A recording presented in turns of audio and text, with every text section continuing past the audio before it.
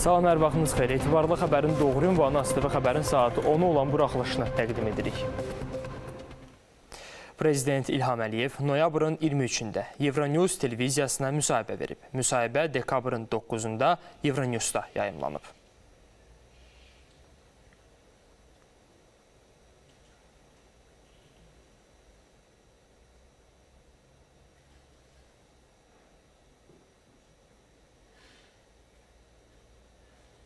İndi həmin müsahibənin tam variantını sizə təqdim edirik.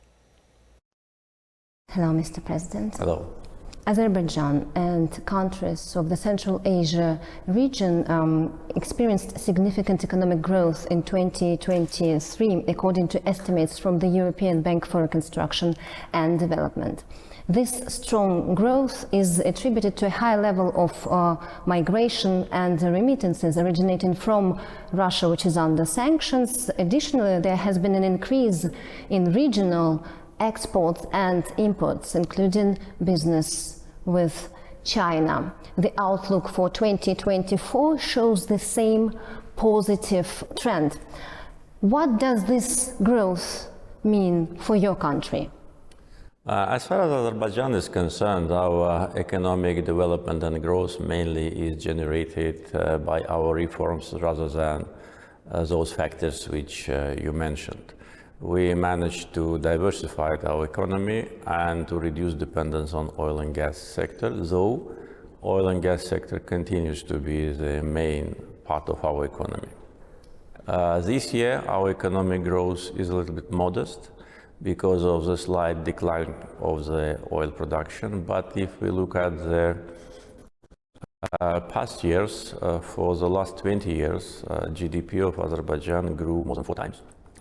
And that was a very remarkable achievement. And at the same time, we managed to conduct a very sophisticated social policy so that we managed to reduce the level of people who lived in poverty during the last 20 years from almost 50% to 5.5%. This demonstrates that the wealth generated by energy projects was fairly distributed between all segments of our population. We also worked actively in order to reduce the level of foreign debt, and now it is below 10% of our GDP. So the target for the next year is 7% of GDP. So this actually demonstrates the sustainability of Azerbaijan's economy. Next year, of course, we hope that the growth of economy will be higher. But at the same time, those figures, they do not actually reflect 100% the economic performance or living standards of the people. We know the countries which are very low economic growth, but with a very developed economy. So the bigger your GDP is, the more difficult is to add to that growth, especially in today's geopolitical situation, where two of our neighbors and one of the main trade partners, Russia and Iran, are under sanctions. Therefore, we need to take that into account.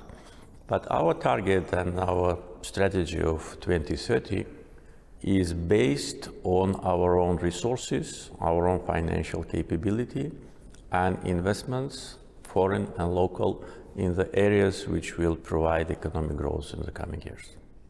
What are your future areas of development and investments? As far as the governmental policy is concerned, our state investment program mainly will be directed to the liberated areas of Karabakh and Eastern Zangezur. First, because we need to resettle former refugees as soon as possible. According to our plan, by the end of 2026, we plan to resettle more than 140,000 people. And for that, of course, we need to invest largely in infrastructure and housing projects, and also social infrastructure projects. At the same time, this area, which has been for 30 years under occupation, possesses a big potential in the area of agriculture, hydro energy, solar and wind energy, and tourism. So that will be a main area of the state investment program. With respect to foreign investments, of course, investments in fossil fuel projects will continue because there is a big potential in Azerbaijan with respect to resources and big demand in Europe for Azerbaijani gas, growing demand. But very remarkable development is related to renewable sources of energy. So I think this will be the main direction of direct foreign investments. We already last month inaugurated the biggest in the region, 230 megawatt solar power plant, fully invested by foreign investors, and up to 10 gigawatt of solar and wind power generation is planned to be implemented within the next 5-6 years. So I think these will be the main areas of investments, along with our agenda on digital transformation. Do you see competition in your region or rather a cooperation? Well, as far as Azerbaijan is concerned, I see cooperation, and that is mainly because of the policy of our country. We always wanted to protect Azerbaijan from any kind of a rivalry, from any kind of a geopolitical struggle or battle between big powers, and I think we managed to achieve that. So Azerbaijan is considered as a reliable partner to many international actors, big international actors, and we see a real result of that cooperation, because if we look at the energy development in Azerbaijan, you'll see a broad international presence. If you look at the transportation sector, you'll see that both corridors, south, north, and east-west, crosses our country, and our neighbors are benefiting from that, many countries in different regions also. And if you see at the situation with respect to the political development also, Azerbaijan is a country with independent foreign policy, which conducts its policy based on national interests. And also one of the important factors, not to transform your country into the area of confrontation or competition, is to protect yourself from international influence, I mean bad influence, and attempts to interfere into your domestic affairs.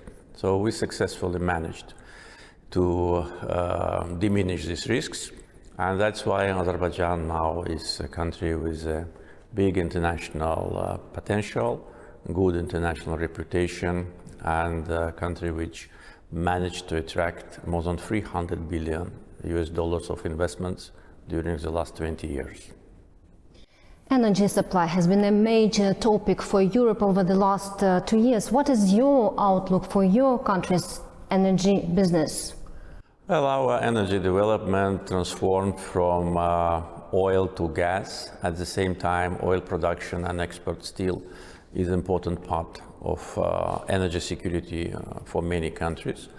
But the completion almost 3 years ago, the major gas infrastructure project, Southern Gas Corridor, which is an integrated pipelines system of 3,500 kilometer length, it created opportunity for Azerbaijan to increase the geography of its gas supplies. Today we export gas to Georgia, Turkey, Greece, Bulgaria, Italy, Romania, and we signed contracts with Hungary, with Serbia, and also Albania also will be part of our gas distribution plans. So you see how many countries in Eurasia, mainly European countries, are our partners. And demand for Azerbaijani gas is growing, and we positively responded to the request from the European Commission to increase the gas supply to European continent with respect to the sanctions on Russia. And this will continue to be an important part of our business. At the same time, I already mentioned the renewable sources of energy.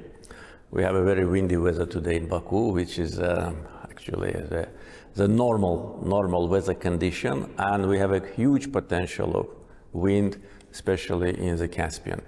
So 10 gigawatt of solar and wind power generation projects have already been signed as contracts and MOUs. So that will allow Azerbaijan to have a very smooth transition from fossil fuels to renewables, at the same time to provide European consumers with green energy. And what are your concerns about the risks to your country's economic development? Frankly speaking, I don't see any risks because so far our economic development was very positive, even in a much more complicated geopolitical situation. Even during the times of occupation, our economy grew. And now when we totally restored our territorial integrity and sovereignty, and we are implementing a large-scale economic reforms which allow us to accumulate more funds into our budget. We have conducted a very successful reforms in the customs and taxes administration issues. We created a corporate management system in all our state-run companies, and we see the benefit of that. Of course, a lot of wealth will be generated from the connectivity projects, as I already mentioned, South-North and East-West transportation corridor. We expect tens of millions of cargo, additional, crossing Azerbaijan's territory in different directions. It means employment, it means additional funds, it means geopolitical importance of Azerbaijan. If you look at the map of our region of Eurasia, you'll see that all the major transportation routes cross our territory. And we've developed the most modern transportation infrastructure, so that will create additional opportunities. Plus, liberated territories of Karabakh and Eastern Zengezur, where we plan to resettle hundreds of thousands of former refugees. That will also be additional driver. So, frankly speaking, I don't see any potential risks neither in economic area nor in any other area of our country. No risks at all? For today, I don't see. Maybe potential risks may come from beyond our borders. Inside Azerbaijan, we don't have it. We have a very stable political system. We have a very based unity of our people, especially after the historical victory liberating our occupied territories.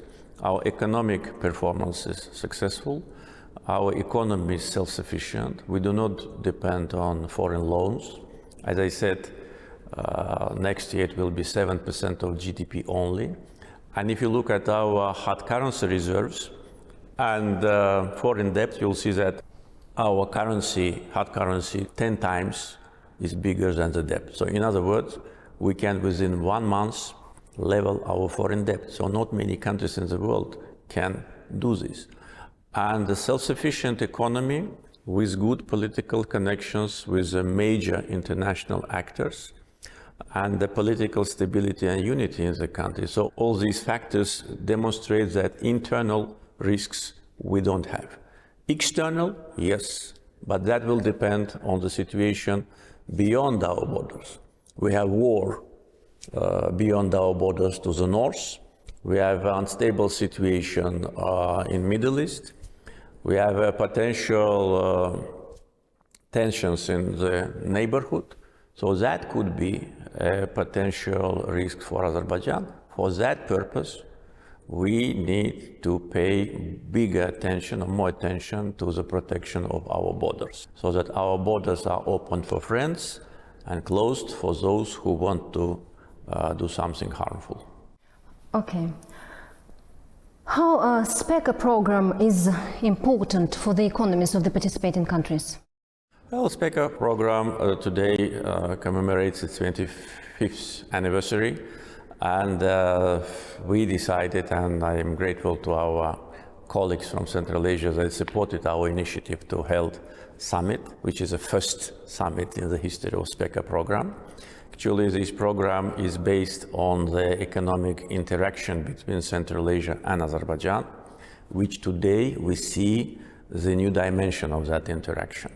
And if you look at the economic data, if you look at the dynamics of the bilateral visits, you will see that during the last 2 years, active interaction between Azerbaijan and all the Central Asian countries, and also between Central Asian countries, is unprecedented level, high.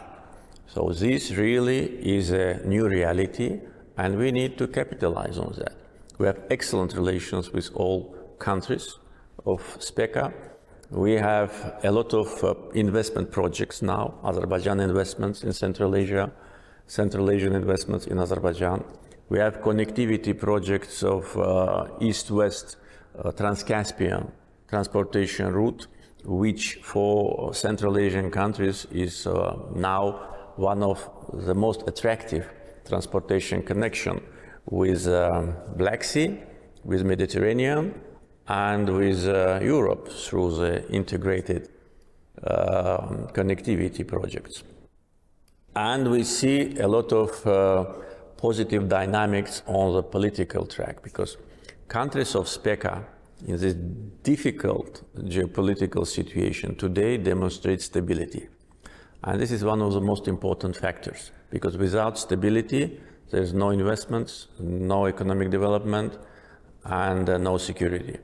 So if you look at today's SPECA members, you'll see that Central Asia and Azerbaijan is an area of geopolitical stability, though the risks are just next door. And for countries of Central Asia, these risks are even higher than for Azerbaijan. So this must be taken as an important factor of success of these countries. 25 years ago, all of us, we were in a completely different situation with respect to the economic development, large-scale social problems, and also we were just in the first phase of our journey on the path of independence. So now we can already report about the success. And we organized an exhibition in Baku Expo Center. I think it is very illustrative to demonstrate what our countries, it's a small part of our achievement, but nevertheless, very illustrative demonstration of what we have done. Azerbaijan foreign policy priority, one of the priorities is more active cooperation with the countries of Central Asia. And we consider the summit, SPECA in Baku, as one of the factors which is part of that policy. Azerbaijan's strategic geographical position between East and West places it in a pivotal location. What is the country's strategy on the international stage? Well, on the national stage, we will continue to conduct independent policy. We are, for the 4th year, chairing the second after United Nations International Institution non-aligned movement. We, according to the overall opinion of many member states, 120 member states, Azerbaijan played an important role in bringing a new dimension and dynamics to non-aligned movement. We made a lot of steps on institutional development of non-aligned movement, creating a parliamentary platform, youth platform, working on the creation of the women's platform. We were very active on COVID pandemic issue, providing assistance to more than 80 countries. So our chairmanship in non-aligned movement allowed us to demonstrate our policy, our capability, and our chairmanship, by the way, was extended for 1 year by unanimous decision. 120 countries, not all of them are in good terms with each other, but when it comes to Azerbaijan, all of them unanimously supported us. So this, I think, is the best demonstration of international support. Sometimes when some politicians talk about international community, they mean only maybe several dozens of countries, but international community is more than 200 countries. And majority of those countries support Azerbaijan. This is only one dimension. Our relations with our neighbors are well balanced and based on friendship and mutual interest. Our relations with European institutions also have its own positive dynamics. I already mentioned energy projects, how we support Europe when Europe asked us to provide that support. And we did it because we always try to help those who ask us for that. Our relations with the Muslim countries is an example of solidarity and partnership. And Azerbaijan is considered as one of the most active members of Islamic cooperation organizations. So this covers actually almost all the members of international community, and our policy always was aimed at providing support when somebody needs it and to demonstrate a friendly approach to all the countries. And now, after restoration of our territorial integrity and sovereignty, the ability of Azerbaijan on international arena, of course, will be much bigger. And international reputation of a country which on the battlefield defended its territory, its dignity, and implemented the resolutions of United Nations Security Council itself, of course, reputation of Azerbaijan is skyrocketing now. In an interview with Euronews back this summer, you said that you hoped that peace between Armenia and Azerbaijan can be achieved by the end of the year. Do you still maintain this position that peace can be achieved, especially after tens of thousands had to leave their homes? And what is next for the dynamics of this region? Well, yes, I was optimistic about the timetable because we exchanged several times with Armenia the comments on the original draft peace treaty, which Azerbaijan elaborated itself. And after that, there have been 6 times of exchange of comments between two countries. And when I was talking about that last time to Euronews, I hope that Armenia will not prolong the process of evaluation of our comments. We submitted the last comments to them on 11 September and received a response from them only 2 days ago. So almost 2.5 months they were evaluating the draft, which consists of several pages. What does that mean? That means that they want artificially to delay the process. Now, we are talking in the end of November, and of course the hopes for achieving peace and signing peace treaty by the end of the year are not very optimistic.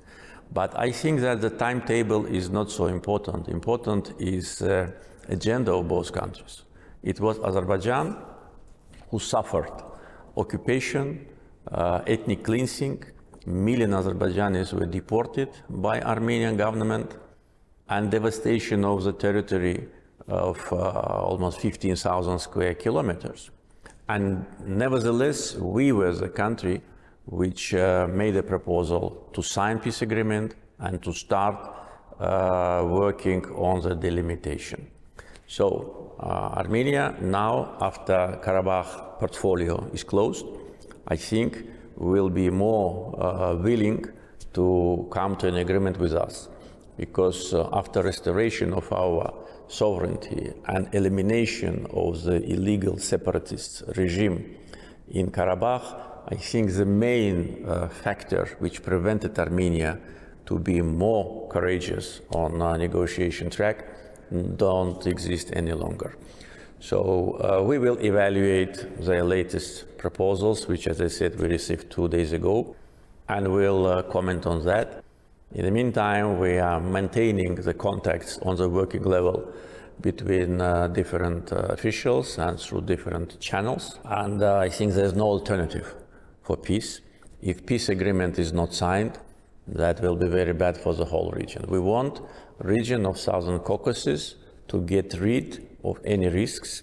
And of course, we want Armenia today and in the future never put under question our territorial integrity and abandon completely any territorial claims to Azerbaijan. So what are the conditions for peace to be achieved finally? Well, we elaborated 5 basic principles for which should be the basis for peace agreement. Mutual recognition of each other's territorial integrity, non-use of force, no territorial claims to each other, opening of the communications between both countries, and normalization of relations, and several other important factors. All of those have been based on international law. During the 3 years, almost 3 years of negotiation process, Armenia always wanted to incorporate into peace agreement provision with respect to Armenian minority in Karabakh.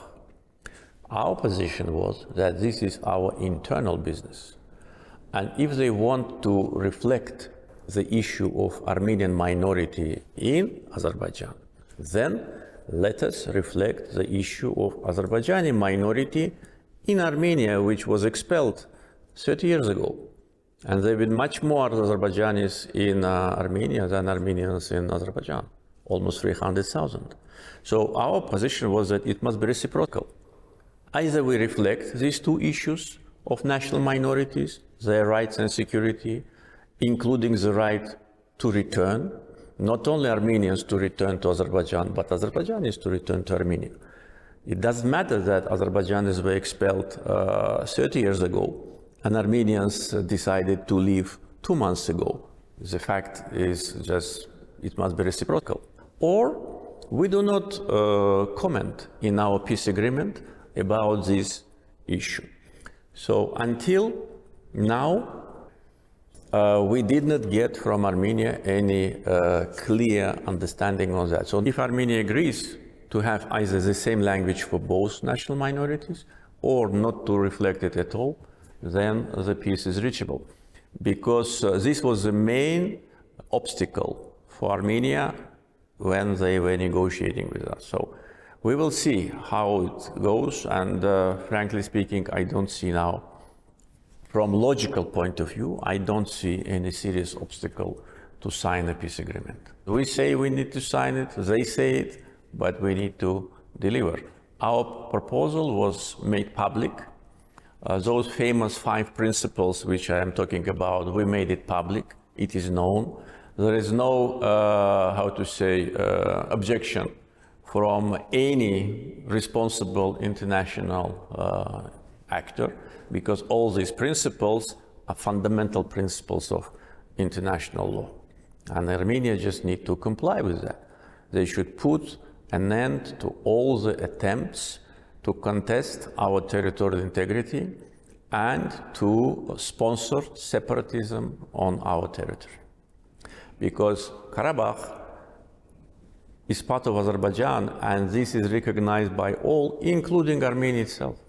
An Armenian Prime Minister, the same person who in 2019 in Hankendi at the big rally said Karabakh is Armenia, and that was the end of negotiation process, because after that there was nothing to negotiate. So actually the reason for Second Karabakh War was exactly Armenian government. And now the same person says Karabakh is Azerbaijan. So it's good, it's evolution. We always support evolution, but now saying Karabakh is Azerbaijan, they need to put a signature under that, and we're waiting for that. And what about those people who left their homes? Those people who left their homes, first of all, that was their own decision. Our public communications with Karabakh Armenians, and also what we did after, demonstrated that we wanted them to stay. We openly announced that, and I, during my appeal after the end of anti-terror operation to Azerbaijani people, said that they can stay. We opened the electronic portal of registration. All of those who want to come back, they have their right. Their property is duly protected.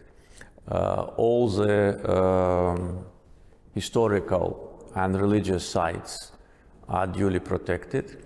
In order to come back, they need to comply with certain regulations. And I was saying that many months before the anti-terror operations, those who want to stay, they need to apply for Azerbaijani citizenship, because how people can live in Azerbaijan being a citizen of other country, either citizenship or work permit or residence permit. They cannot live in Azerbaijan saying that they live in so-called Nagorno-Karabakh Republic, because Nagorno-Karabakh so-called republic do not exist. They invented it in their dreams, in their mythology. And if they want to live in Azerbaijan as citizens of Azerbaijan, of course they can. Azerbaijan is a multi-ethnic country, multi-confessional country. We have many ethnic groups in Azerbaijan. Some of these ethnic groups, the number of these ethnic groups, people who belong to them, is much bigger than Armenian population in Karabakh. And all of them live in peace, they enjoy all the rights and security. And in our proposal to Karabakh Armenians, which was, by the way, published, we also covered their rights for their language, for education, religion, municipal rights. They can elect their representatives through municipal elections and continue to live there. The decision to leave was their own decision, and according to information which we now have access to, that was a deliberate act of former so-called leaders of so-called Nagorno-Karabakh Republic. There was no need for them to leave, but when they decided to leave, we could not stop them. And we provided maximum comfort for them to live in peace. Unlike Azerbaijanis, who either been killed 30 years ago or been deported, tortured, arrested, and some of them had to cross high mountains and were just frozen to death in those mountains. All that was documented en route. All that was also documented when Armenians of Karabakh region entered Armenia. So all was done in line with humanitarian standards. But again, coming back to the question, they can come back. Of course, they need to register in the electronic portal, which we opened and which is available, that they want to come back, they want to take Azerbaijani citizenship. Several of them already applied for citizenship, and it is now in the process. Some Armenians decided to stay in Karabakh, and now they've been taken care of by our Ministry of Social Protection and Ministry of Migration. They registered. Not completely everybody left, but in order to live in Azerbaijan, for instance, if you want to live in Azerbaijan, what should you do? You should get a work permit, residence permit if you want to live for a long time, or citizenship. So how can you live in Azerbaijan being a citizen of, say, other country? It's not possible. The same is here. If Azerbaijani refugee who was expelled from Armenia wants to come back there, how he will come back? He will not come back and say, I'm here resident of Western Azerbaijan Republic. No, he will come and apply for citizenship or work permit. Why should it be different here? And that's how it will work only. And through municipal elections, they can elect their representatives, which will be in charge of municipalities.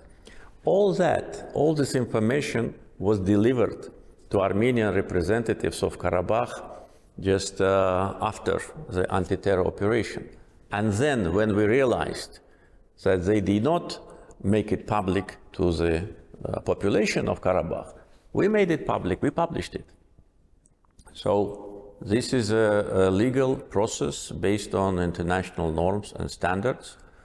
Again, I'd like to say that Azerbaijan is a multi-ethnic country, and no ethnic group in Azerbaijan ever had any concerns or any problems based on their religious or ethnic grounds. And anyone who knows Azerbaijan can confirm that. And by the way, today we have Armenian population living in different parts of Azerbaijan without any problems. Armenians and Azerbaijanis living side by side in Russia, living side by side in Ukraine, and even in the same villages in Georgia. And why they cannot live in Azerbaijan or in Armenia? I think they can. Thank you very much, Mr. President. Thank you.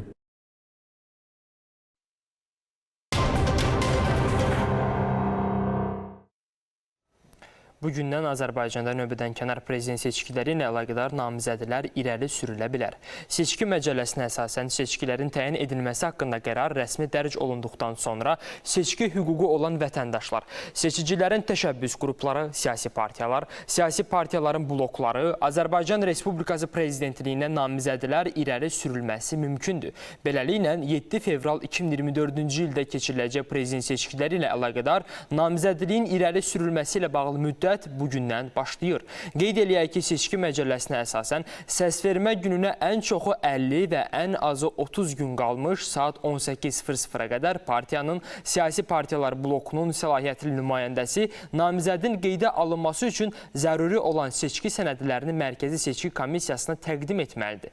Mərkəzi Seçki Komissiyasının təsdiqlədiyi növbədənkənar prezident seçkilərinin keçirilməsi üzrə əsas hərəkətlərin və tədbirlərin təqvimi planına əsasən namizədin qeydə alınması üçün zəruri olan seçki sənədlərinin Mərkəzi Seçki Komissiyasına təqdim edilməsinə 2023-cü il dekabrın 19-undan başlanılacaq və bu müddət 2024-cü il yanvarın 8-i saat 18:00-a qədər olan dövrü əhatə eləyəcək.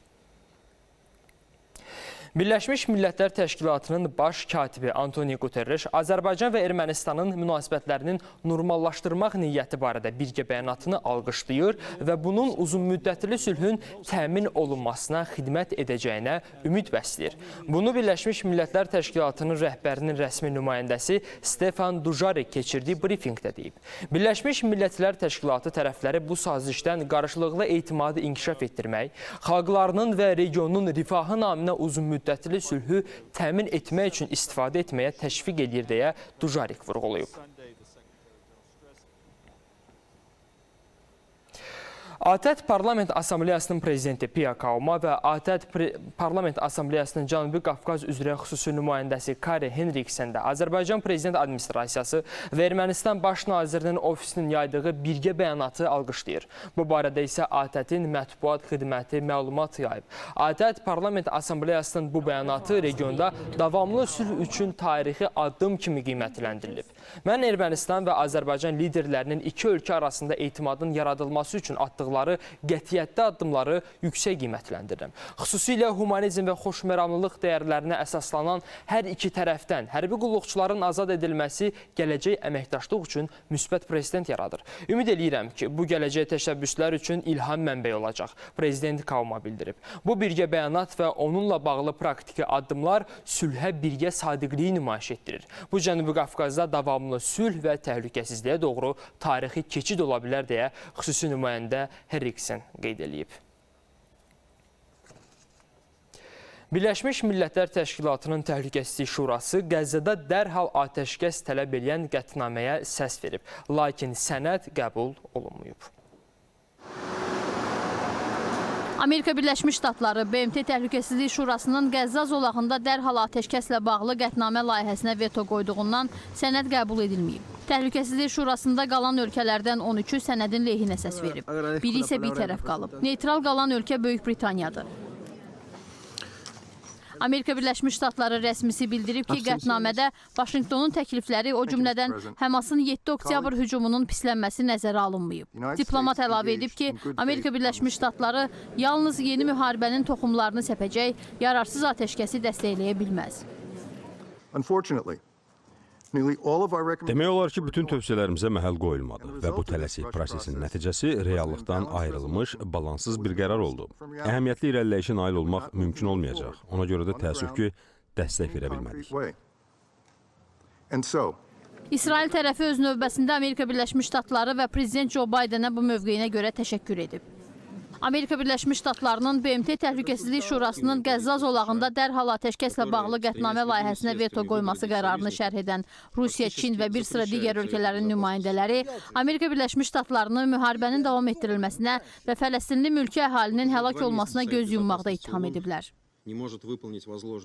Rusiyanın Təhlükəsizlik Şurasındakı nümayəndəsinin müavini Dmitri Polyanski Amerika Birləşmiş Ştatlarının mövqeyini egoist adlandırıb və bunun Fələstinli uşaqlar üçün qəbristanlıqla nəticələnəcəyini bildirib.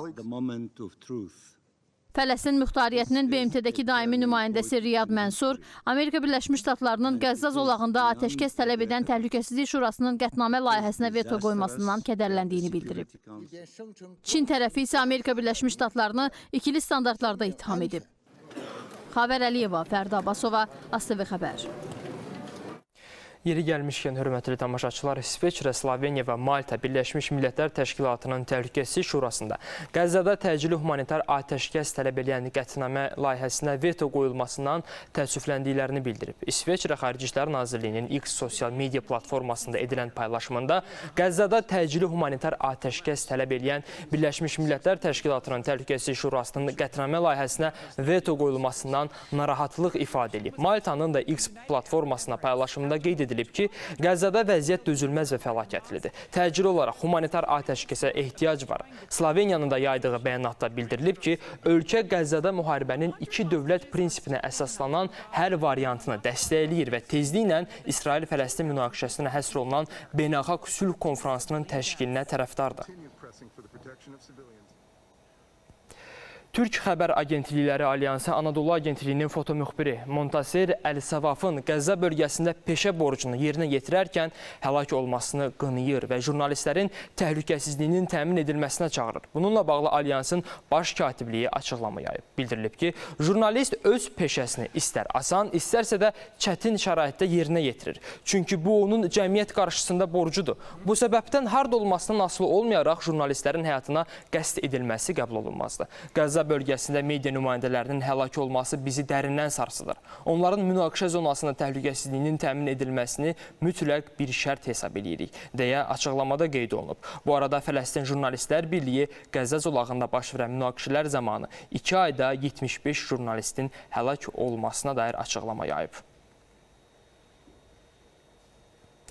Amerika Birləşmiş Ştatları, Cənubi Koreya və Yaponiya liderlərinin milli təhlükəsizlik üzrə müşavirləri Birləşmiş Millətlər Təşkilatının Təhlükəsizlik Şurasının Pxenyanla bağlı qətnamələrinə əməl olunması ilə bağlı razılığa gəliblər. Müvafiq razılaşma Şimali Koreyanın orbitə daha çox kəşfiyyat peyki buraxmağı planlaşdırılması fonunda əldə olunub. Seulda keçirilmiş görüşdən sonra çıxış edən Amerika Birləşmiş Ştatlarının prezidentinin milli təhlükəsizlik üzrə müşaviri Jake Sullivanın müdafiə sayəsində üç tərəfli əməkdaşlığı genişləndirəcəklərini bildirib.